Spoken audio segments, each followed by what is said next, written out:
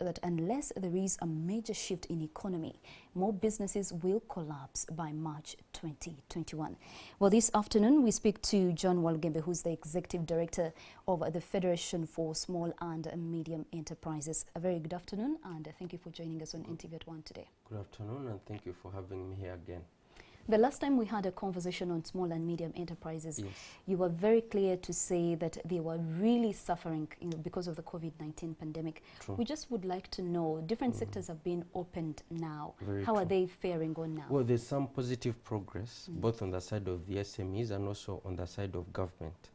As a federation, we've been engaging at the highest levels with the Ministry of Finance, with the Uganda Development Bank, and we are seeing a shift and working together to ensure that we put together something that will support these businesses. So I'm very heartened by the efforts, both on the side of the private sector. We see a lot of businesses getting back to work. I spent the last 2 weeks visiting different districts, Bundibujo, Ntoroko, Lira, Isingiro, Mbarara, and we are seeing that economic activity is starting to pick up, which is a good thing. There are definitely sectors, as you've mentioned, that are still struggling. The tourism sector is one. The airport has been reopened, but as you know, without a vaccine, we are unlikely to see the sector get back on form. The education sector as well, the entertainment sector as well.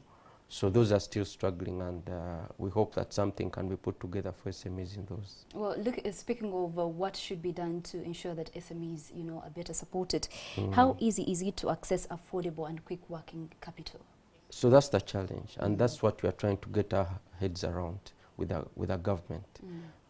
We are trying to say, how best can we get money to SMEs as soon as possible? It's true that not everyone will get funded. There are those SMEs that are just not bankable. Even when you want to provide money at affordable credit and so on, you just can't help them. So inevitably there will be SMEs that will just collapse. But what we want is to ensure that every SME that is operating a viable business remains a going concern. And government has put some money, as you know, in the Microfinance Support Center.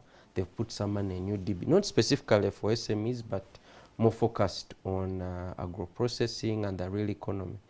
But what we want to do is to see whether we can use the existing vehicles to provide more resources where SMEs can borrow. And I don't want to preempt that discussion, but what I can say is that there's goodwill on the side of government to come through and support SMEs at this time. Well, also just to hear from you, managing credit or borrowed funds is one of the bigger challenges that the SMEs face. On a day-to-day basis, as the Federation, what are you doing to support these small and medium enterprises? Okay, so part of the problem that we have is the large informality of our businesses. People will don't want to register, will want to keep records and so on. So this makes it difficult if you're going to access credit. So that's one, and that's the demand side of the equation. You who is borrowing money, how ready are you? How believable are you? And then how trustworthy are you? Because there's also the issue of dishonesty. You borrow money, you say one thing, you divert it. So as a federation, we're trying to work with our members to ensure that we streamline those things through establishment of what we call business development centers.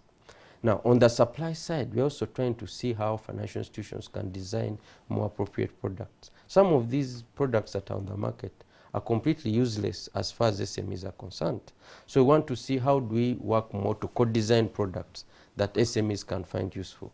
It's a process that cannot end in a day or two, but we believe that the movement is there. We are seeing that both financial institutions are targeting people at the bottom of the pyramid, and also SMEs are starting to get more formalized through our efforts and those of other institutions. Well, maybe also finally, I know I trust someone today watching us is either manager or an owner of an SME. Correct. And from your analysis, you say some businesses are getting up and others are still, struggling. Yes. For those that are still struggling, what would you tell them this afternoon on with the background of those other people that are coming back up? No, I mean, what I can tell you is that the primary responsibility of making your business work lies with you. Other institutions can help you, but you have to make those tough decisions. And part of those decisions may mean to pivot. You may be in a sector that's struggling, tourism. You can start something else in the meantime. You know, look at which sector is moving right now. You know, the election period also is an opportunity for SMEs to be able to earn money because candidates are spending, there's a lot of movement of people.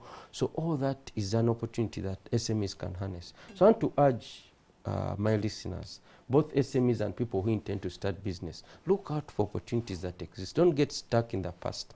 Yes, some sectors are struggling. Yes, we may not know when they'll be reopened, but what opportunities exist now and how can you leverage them?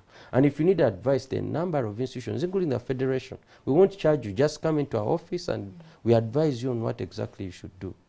Yes. All right, thank you so much, John Walugembe, for joining us on NTV at 1. And also, you always at home, you plan to start a small enterprise or a medium enterprise. You can come to the Federation of the Small and Medium Enterprises. Correct. And get the right information. For free. This is very important. Interesting. Yes. Thank you once again for joining us. NTV at 1 will take a short break and we'll be back with more stories.